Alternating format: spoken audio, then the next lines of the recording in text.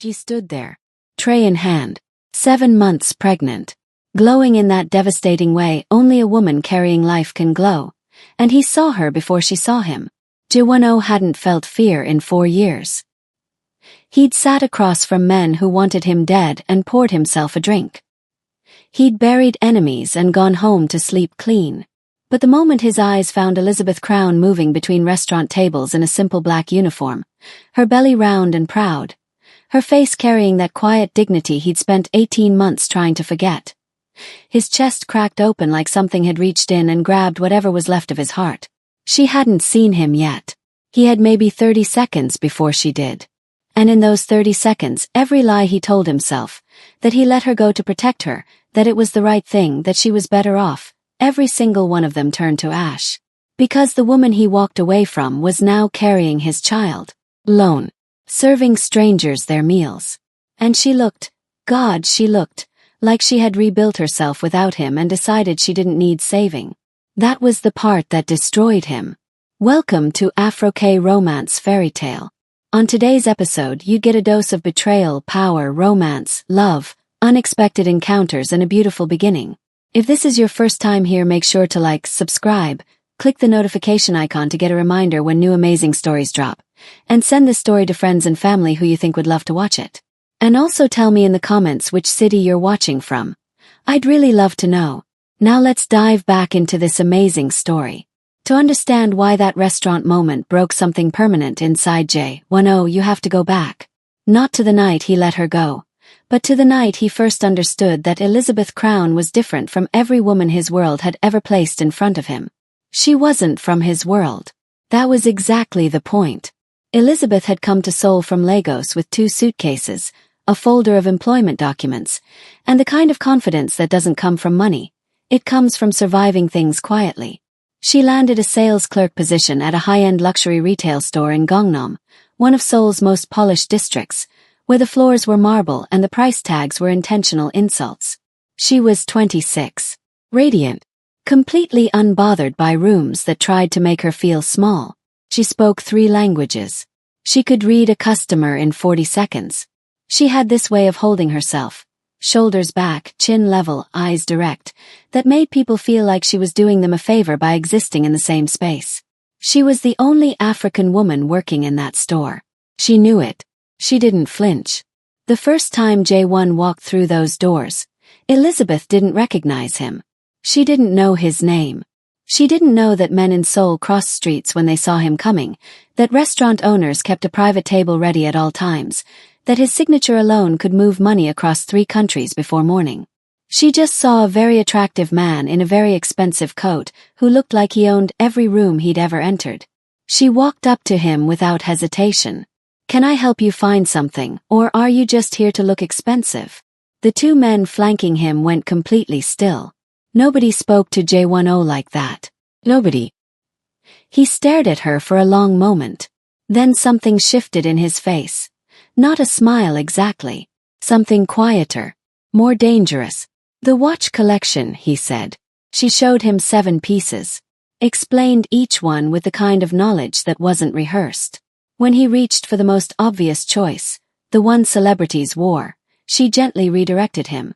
That one is for people who want to be noticed, she said. This one is for people who don't need to be.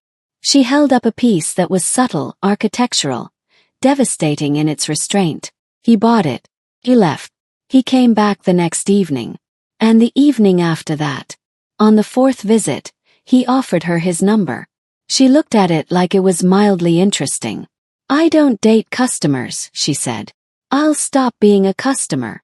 Then you'd have no reason to come back. She turned and walked away. He stood in the middle of that store realizing, for the first time in his adult life, that he was going to have to earn something.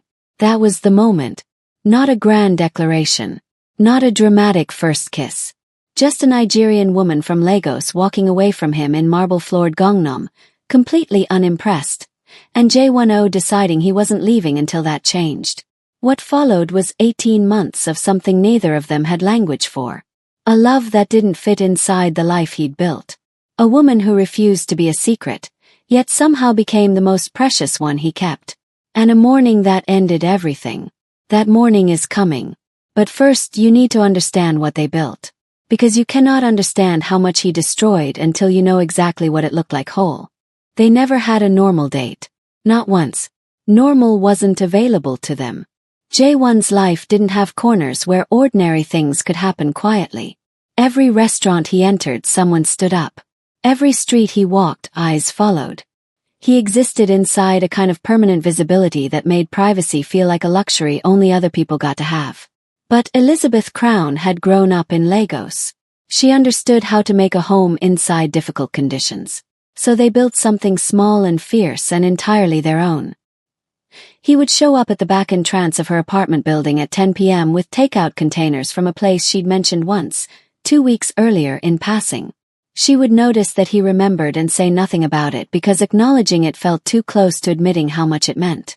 They would eat on her floor because her dining table was covered in fabric samples and budget spreadsheets, and he would sit cross-legged in a suit that cost more than her monthly rent and look comfortable, genuinely comfortable.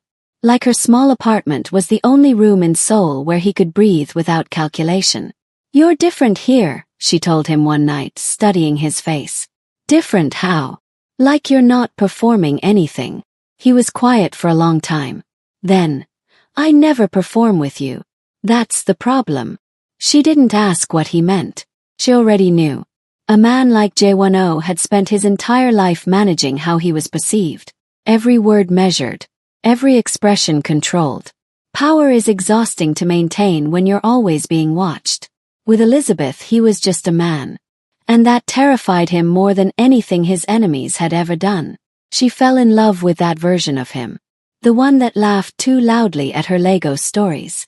The one that asked genuine questions about her mother, her childhood, the fabric market where she learned to negotiate before she was 12. The one that looked at her like she was the most interesting thing that had ever happened to him. Not because she was beautiful, though she was breathtakingly so, but because she was entirely herself at all times without apology. He fell in love with her the night she told him no. Not about something small.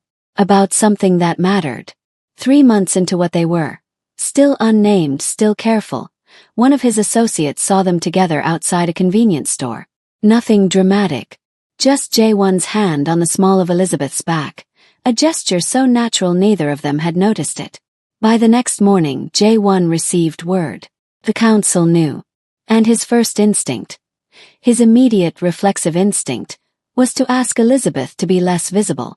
She looked at him for a long, still moment. "Less visible," she repeated. "Just for a while. Until I manage the situation." Jae-won. Her voice was soft. Dangerously soft. "I have been visible my entire life. In rooms that didn't want me there. In a country that doesn't look like me. In a store where customers sometimes walked past me to ask my Korean colleague for help." He paused. "I have never once made myself smaller for anyone's comfort. And I will not start for yours." He didn't ask again. What he did instead was manage the situation differently. He faced the council. He didn't announce Elizabeth, that wasn't his style, but he made clear, without sentiment, that his private life was not a committee decision. 2 men pushed back. He let them. Then he restructured their responsibilities in ways that communicated everything without a single raised voice. It was the first time he had ever moved anything in his world for a woman. Elizabeth never knew he did it. He never told her. That detail matters. Hold on to it. Because the version of Jae-won who silently protected her and the version who eventually erased her are the same man. And that contradiction is the whole tragedy. By month 6, she had a drawer in his apartment. By month 10, she knew the names of his inner circle, and they greeted her with a respect that was clearly instructed but had begun to feel genuine. By month 14, his mother had heard enough to request a meeting. That meeting never happened. His mother, a woman who had built the O Syndicate's legitimacy from the wreckage his father left, communicated her position through channels. Quietly. Precisely. A Korean daughter-in-law had been identified. A union that would consolidate 2 families. A merger of power dressed in the language of tradition. Jae-won told Elizabeth none of this. That was his first betrayal. Not the last one. Just the first. She felt something shift in him around month 15. He was still present, still warm, still the man who remembered everything she said, but there was a new careful quality to his attention. Like he was storing memories. Like he was preparing for something she wasn't allowed to know about. She asked him once, directly in the dark, "Is something coming?" He pulled her closer instead of answering. She let him. Because some part of her already knew, and wasn't ready to hear it out loud. Then month 16 arrived. And Elizabeth discovered she was pregnant. She sat with that knowledge for 2 weeks. 2 weeks of recalculating everything. Her plans, her future, the shape of the life she was quietly building. And then one evening, with a kind of calm courage that was simply who she was, she told him. J1's face did something she had never seen it do before. Broke. And then, just as quickly, it closed. He didn't say congratulations. He didn't reach for her. He didn't do any of the things she had quietly, privately hoped he might do in the 2 weeks she had rehearsed this moment. He stood at his floor-to-ceiling window, overlooking the Seoul skyline, his back to her, and he was silent for so long that the silence became its own kind of answer. J1. Give me a moment. You've had a moment. I've had 2 weeks. He turned then. And what she saw on his face was not coldness. That would have been easier. What she saw was a man in genuine anguish. A man who was looking at the thing he wanted most and the thing that was about to cost him everything, and realizing they were the same thing. She didn't know that yet. She just saw a man who wasn't reaching for her. Say something, she said. Her voice was steady. Her eyes were not. Elizabeth. Don't say my name like that. Like you're about to apologize for something. He crossed the room. He held her face in both hands, those careful, deliberate hands, and he pressed his forehead against hers and breathed her in like it was the last time. She felt it. That finality. It moved through her like cold water. I love you, he said quietly. I need you to know that first. But, she whispered. He didn't finish the sentence. He didn't have to. She stepped back, picked up her bag from the chair where she always left it. And she walked out of his apartment with her head high and her heart in pieces, and her body carrying a secret that was now entirely hers to carry alone. She expected him to call. He didn't. She expected him to come to her building, to stand outside like a man who had realized his mistake, to do something that told her he had chosen her over whatever was pulling him in the other direction. He didn't. What came instead 10 days later was a document. Delivered through a legal firm she had never heard of. Settlement. Generous, clinical, devastating. Money. A return flight to Lagos. A non-disclosure agreement dressed in polite legal language. And a single line at the bottom that made her sit down on her kitchen floor and stay there for a very long time. It is in the best interest of all parties that contacts cease permanently. All parties. She was a party now. She and the child he didn't know she was keeping. Because Elizabeth Crown read that document, set it on her kitchen table, and made a decision so quietly that it barely made a sound. She was not going back to Lagos. She was not taking his money. She was not becoming a secret he paid to keep. She had built herself once from nothing and she would do it again. Right here. In Seoul. In the city where she had fallen in love and been erased. She sent the documents back and signed. She never heard from him again. Now here is what J10 did not know. What nobody told him because nobody knew. Elizabeth had returned those documents. His legal team logged it, filed it, and never escalated it to him directly because the standing instruction was that the matter was closed. He had signed his portion and walked away before he could change his mind, and his team, trained in the art of protecting him from his own hesitation, made sure no information flowed back. He thought she had taken the settlement. He thought she was in Lagos. He thought he had done the most brutal, necessary, unforgivable thing, and that at least she was safe and provided for, even if she hated him. That was the lie he lived inside for 18 months. Meanwhile, Elizabeth rebuilt. She found a smaller job waitressing at a restaurant in Itaewon, tucked into the international quarter of Seoul where faces like hers were less remarkable. To save. She planned. She grew. She let herself be furious and heartbroken, and then she put both things in a drawer and focused on the life growing inside her. She was 7 months along and more beautiful than she had ever been. Not despite everything but somehow because of it. There is a particular radiance that belongs to women who have survived something and decided not to let it define the whole story. Her colleagues at the restaurant adored her. The regulars asked after her. She laughed easily, worked hard, and never once mentioned the man whose child she was carrying or the world he came from. She had sealed that chapter. She was already writing the next one. And then, on an ordinary Tuesday evening during the dinner rush, when the restaurant was warm and loud and full of the comfortable noise of people who had nowhere more important to be, the front door opened. She had her back to it. She was refilling a water glass at table 7, listening to an elderly couple argue sweetly about whether they'd ordered the right thing, and she was smiling at them with that full, generous smile that made people feel like the only ones in the room. She didn't see him walk in, but the couple at table 7 did. She noticed their eyes move past her.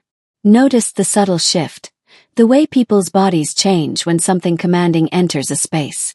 He turned around, and the glass in her hand stopped mid-air. Before we go into what happened next, drop a comment right now and tell me, do you think Elizabeth should have left Seoul when she had the chance? Or did she make the right call staying? Tell me what you think, and tell me which city you're watching from. I read every single comment. Now let's continue. Juwon stood at the entrance of that restaurant, and the whole world narrowed to one point. Elizabeth Crown. In a black waitress uniform that curved around a belly that was unmistakably, undeniably his. Her hair was pulled back simply. No jewelry except small gold earrings he didn't recognize. Her skin caught the warm restaurant light and glowed the way it always had. That deep, rich Nigerian brown that he had memorized in the dark of his apartment on nights. He had no business being as happy as he was. She was more beautiful than he remembered. That was the first thing. The second thing was the look on her face when she saw him. It wasn't tears. It wasn't rage. It wasn't the dramatic collapse of a woman who had been waiting for this moment. It was something far more devastating than any of those things. It was nothing. Her face went completely, deliberately still. The smile she had been wearing for the couple at table 7 didn't fall. It simply closed, like a door shutting with quiet precision. She set the water jug down. She straightened. And she looked at him with eyes that had clearly, at some point in the past 18 months, finished grieving him and moved on. That look cost him more than anything ever had. His security detail had already begun their silent sweep of the restaurant. His host was moving toward a private table at the back. Everything around J1 was continuing its efficient motion, and he was standing completely still in the middle of it, unable to do anything except look at the woman carrying his child who was now turning away from him to continue her shift. She turned away first. That had never happened before. He sat at the private table because his legs needed somewhere to go. One of his men placed a menu in front of him. He didn't see it. His eyes tracked Elizabeth across the restaurant floor. The careful way she moved now, one hand occasionally drifting to the side of her belly in that unconscious gesture pregnant women make, that gentle protective habit that doesn't even look like a choice. She served 2 other tables. She didn't look at him once. His phone buzzed. Business. Always business. He silenced it. His second-in-command, Min-suk, leaned close. Sir, the meeting starts in 40 minutes. Cancel it. Min-suk blinked. In 4 years, J1 had never cancelled a meeting. Sir. Cancel it, Min-suk. Silence. Then the soft sound of a chair shifting as Min-suk straightened and began making calls. J1 picked up a glass of water he didn't want and held it just to have something to do with his hands. His eyes found Elizabeth again. She was at the far end of the restaurant now, laughing at something a customer said. A real laugh, unguarded, the one that started in her chest before it reached her face. He knew that laugh. He had spent 18 months missing that laugh without letting himself admit it. She was fine. That was the unbearable part. She was not broken. She had not waited. She had looked at the wreckage he left and built something clean from it. And she was standing in it right now, 7 months pregnant and laughing, and she hadn't even looked at him a second time. He stood up. Min-suk moved instantly. Sir. Ji-won straightened his jacket, set down the glass, and walked across the restaurant toward Elizabeth Crown with the same quiet deliberateness with which he walked into every room that mattered. She saw him coming. He watched her see him coming. watched her spine straighten, watched her shift the tray slightly in her hands. Not nervousness, he knew her too well for that. Preparation. She was preparing herself, which meant some part of this still cost her something, even if she would never let him see how much. He stopped in front of her, close enough to speak privately, far enough to give her the space she was radiating like a force field. Elizabeth, table 9 is yours, she said pleasantly. I'll send someone to take your order. I don't want to order. Then I'm not sure what you need from me. Her eyes were direct, professional, completely, infuriatingly neutral. You're still in Seoul, he said. Came out quieter than he intended. I live here. You didn't take the settlement. Something moved across her face then. Yes. Gone before it fully arrived. No, she said simply. I didn't. Elizabeth. My shift doesn't end for 3 hours. She adjusted the tray. And I'd appreciate it if you didn't make this difficult. I'm not trying to make anything difficult. I'm trying to. He stopped. Because what was he trying to do? Explain. Apologize. Take back 18 months with a sentence. There were no words built for what he had done. He knew that. She watched him stop. And for just a fraction of a second, one unguarded heartbeat, her composure slipped. Not much. Just enough for him to see it. The hurt underneath the armor. Still there. Still alive. Carefully managed but not gone. Then it was sealed again. J1. His name in her mouth after all this time did something catastrophic to his chest. Whatever you came here to say, I need you to understand that I am okay. My baby is okay. She held his gaze. We don't need saving. Then came the plot twist nobody saw coming. She reached into her apron pocket and placed something small on his tray with a steady, deliberate hand. A sonogram image. And written across the bottom in her handwriting. Calm, neat, final were 4 words. She has your eyes. The sonogram image sat between them like a confession. J1's eyes dropped to it. Then back to her face. Then back to it. His hand moved before his mind caught up. Fingers reaching for the small photograph with a gentleness that was almost painful to witness in a man built entirely from control. A girl. He was having a daughter. Elizabeth watched him absorb it. She had imagined this moment before, in the early weeks when she was still angry enough to fantasize about it. She had imagined satisfaction, victory, the clean, sharp pleasure of watching him understand exactly what he had walked away from. She hadn't imagined this. Hadn't imagined that watching his face crack open would crack something open in her too. Hadn't imagined that 18 months of carefully constructed distance could start dissolving in the middle of a restaurant during a Tuesday dinner rush. She picked up her tray. She needed to move. Standing still in front of him was becoming dangerous. Elizabeth. His voice had changed. That careful, managed quality was completely gone. What was underneath it was raw and unpolished and achingly familiar. I didn't know you stayed. My team, I was told you had left. That the matter was handled. The word came out with a quiet edge. I never used that word. Your lawyers did. He closed his eyes briefly. When he opened them, the look in them was something she had only seen once before. The night she told him she was pregnant, right before he shut down. Except this time he wasn't shutting down. This time it was staying open. Staying on his face. Raw and unmanaged and entirely sincere. I thought you were in Lagos, he said. I thought you were safe and taken care of and conveniently gone. No. He stepped closer. Not aggressive. Careful. Like approaching something that could still run. And gone in a way that I told myself was protection because the alternative, the truth, was that I was a coward. And I have never said that word about myself before tonight. She stared at him. In 4 years of knowing everything about this man, she had never once heard him use that word about himself. J10 did not do vulnerability in public. He barely did it in private.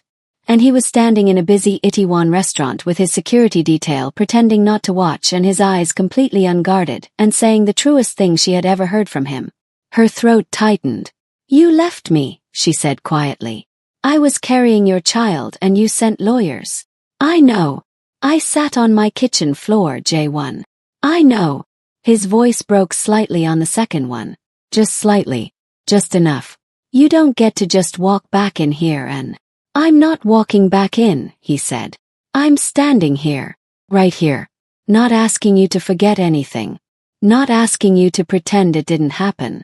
I'm just... He exhaled. I'm asking you to let me stand here for a minute. Just a minute. Because I have been existing for 18 months in a version of my life that has none of you in it, and I have been telling myself that was the right thing, and tonight I walked through that door and saw you, and every lie I have been living collapsed at the same time. The restaurant moved around them. Cutlery. Conversation. The warm, indifferent noise of people having ordinary evenings. Elizabeth Crown stood completely still. She had built her walls with precision, reinforced them every morning for 18 months. She knew exactly what this man was capable of, not just the love but the leaving. She knew the cost of him. She had paid it with her body and her sleep and 2 weeks on a kitchen floor and every quiet night since when she had pressed her hand to her belly and whispered promises to her daughter about the kind of life they were going to build without anyone's permission. She knew all of that, and still her hand, without instruction, without decision, moved to her belly. And Jae-won's eyes followed the movement, and something in his face became so undefended that she had to look away. I named her Seo-yeon, Elizabeth said softly. It means, I looked it up, gentle and beautiful. I wanted her to have something from both of us. Even when I was furious at you. Even when I wanted nothing connected to you. He paused. I still gave her a Korean name. The silence between them was different now. Thinner. More permeable. He reached out slowly, giving her every opportunity to step back, and placed his hand over hers where it rested on her belly. She didn't step back. Seo-yeon moved, a small, decisive flutter, as if she knew. As if 18 months of waiting had a natural end and this was it. Jae-won made a sound she had never heard from him. Low and involuntary and completely unguarded. His forehead dropped forward and she let him press it gently to hers the way he always had, the way that had always felt like the most honest thing about them. I don't deserve this moment, he murmured. No, she agreed. You don't. But you're letting me have it. She was quiet for a long time. Long enough that he didn't know which way it was going. Long enough that she didn't either. Seo-yeon deserves her father, she finally said. That's the only reason you're still standing here. I'll take it, he whispered. I'll take whatever you give me, Elizabeth. And I will spend however long it takes making sure the kitchen floor never happens again. She pulled back just far enough to look at his face. Really look. The way she used to in the early months when she was still learning him. Checking for the performance. Checking for the management. There was none. Just a man. Undone. Choosing this time to stay undone in front of her instead of closing before she could see it. She didn't forgive him that night. Let that be clear. Forgiveness is not a Tuesday dinner rush kind of thing. It is slow and it is chosen and it is rebuilt like furniture from pieces that no longer fit the original shape. Made into something new because the original is gone. But she didn't send him away either. She handed him the sonogram image back. He took it with both hands. My shift ends at 10, she said. And she walked back to table 7. He sat back down at table 9. And he waited. Some love stories end with a grand gesture.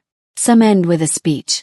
This one ended, or rather began again, with a man sitting quietly in a restaurant, holding a photograph of his daughter, learning for the first time in his life what it means to wait for something he hasn't earned yet.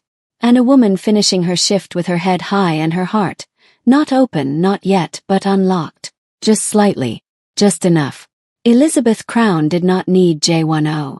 That is the most important thing about this story. She had proven that already. In every choice she made from the kitchen floor forward.